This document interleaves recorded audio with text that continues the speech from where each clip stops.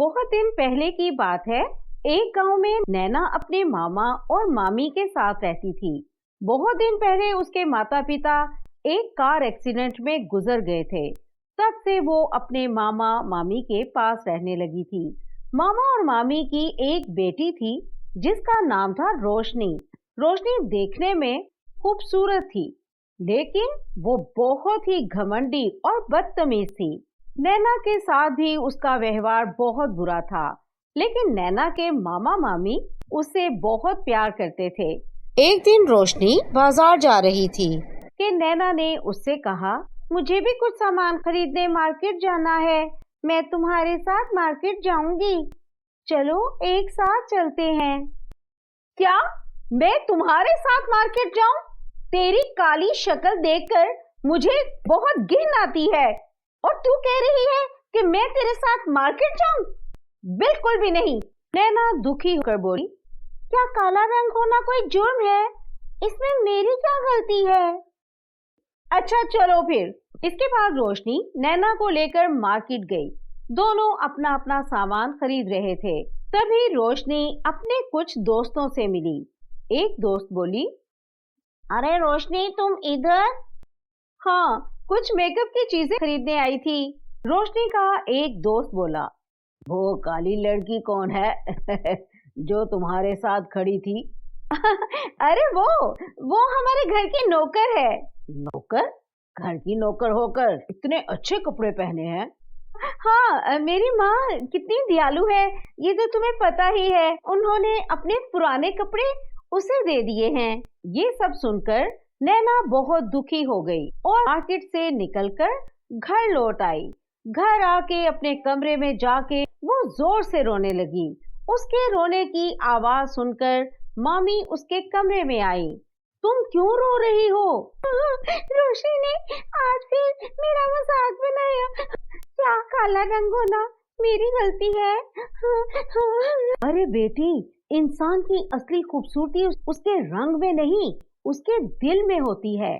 तुम्हारे दिल का प्यार और दया तुम्हें सबसे सुंदर बनाती है। रोशनी का व्यवहार हर दिन और भी बदतमीज होता जा रहा था। एक दिन रोशनी मार्केट जा रही थी। रास्ते में एक बूढ़ी औरत थी जो धीरे धीरे चल रही थी। रोशनी ने अपना स्कूटर का बैलेंस खोकर उस बूढ़ी औरत को टकरा दिया। टकराने से बूढ़ी औरत के कपड़े गंदे हो गए और उसके खून बहने लगा। तुमने ये क्या किया? तुम्हारी वजह से मेरा ये हाल हो गया। रोशनी ने गुस्से से कहा, मैं क्या करूं अगर तुमसे खून बह रहा है? मेरा स्कूटर गंदा हो गया है, हटो यहाँ से, मुझे अपना काम करना है। इतना कहकर रोशनी वहां से चली गई, बिना एक बार भी पीछे मुड़कर देखे। उसी रास्ते से नैना भी गुजर रही थी। उसने देखा कि एक बूढ़ी औरत खून से लथपथ वहां पर बैठी थी। नैना तुरंत उसके पास गई और पूछा, आप ठीक है? आपके शरीर से खून निकल रहा है, आपको तुरंत हॉस्पिटल जाना होगा। नहीं, मुझे हॉस्पिटल नहीं जाना, मेरा घर पास ही है। मेरी अंधी बेटी मेरी प्रतीक्षा कर रही है, उसने अब तक कुछ नहीं खाया होगा, मुझे घर ले चलो। नैना ने बिना झिझक के कहा, मैं आपको घर तक ले चलती हूँ, आइए। नैना ने बूढ़ी औरत को संभालते हुए उसके घर तक छोड़ दिया। जब नैना उस बूढ़ी औरत के घर पहुंची तो उसने देखा कि घर में एक अंधी लड़की बैठी थी जो अपनी माँ का इंतजार कर रही थी। घर में ना तो सही से खाने का सामान था, ना ही सोने के लिए बिस्तर। नैना को ये सब देखकर बहुत दुख हुआ। बूढ़ी औरत ने नैना को धन्यवाद दिया और कहा, बेटी, तुम्हारा दिल बहुत बड़ा है, तुम्हारी मदद के लिए मैं तुम्हें एक चीज देना चाहती हूँ।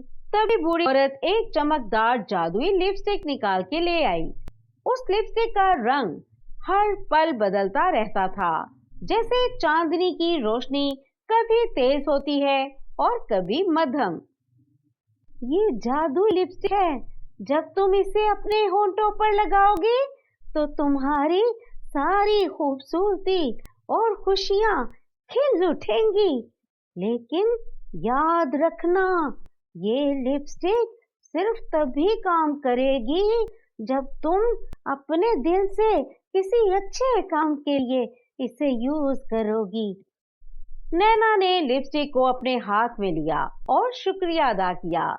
वो समझ गई थी कि असली सुंदरता अंदर से होती है, ना कि बाहर से। इस बात को अपने दिल से लगाकर उस बुरी औरत से विदा।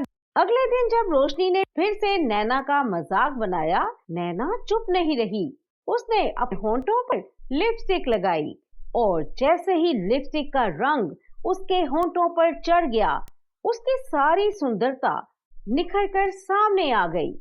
लेकिन ये रोशनी सिर्फ इसके चेहरे पर नहीं, उसके पूरे व्यक्तित्व में थी। सब लोग हैरान रह गए। रोशनी की दोस्त भी अब नैना की तारीफ कर रहे थे और रोशनी अकेली होती जा रही थी। उसे अपनी गलती का एहसास हो गया था। रोशनी ने नैना से माफी मांगी। मुझे माफ कर दो नैना, मैंने तुम्हें गलत समझा और तुम्हारा अपमान किया।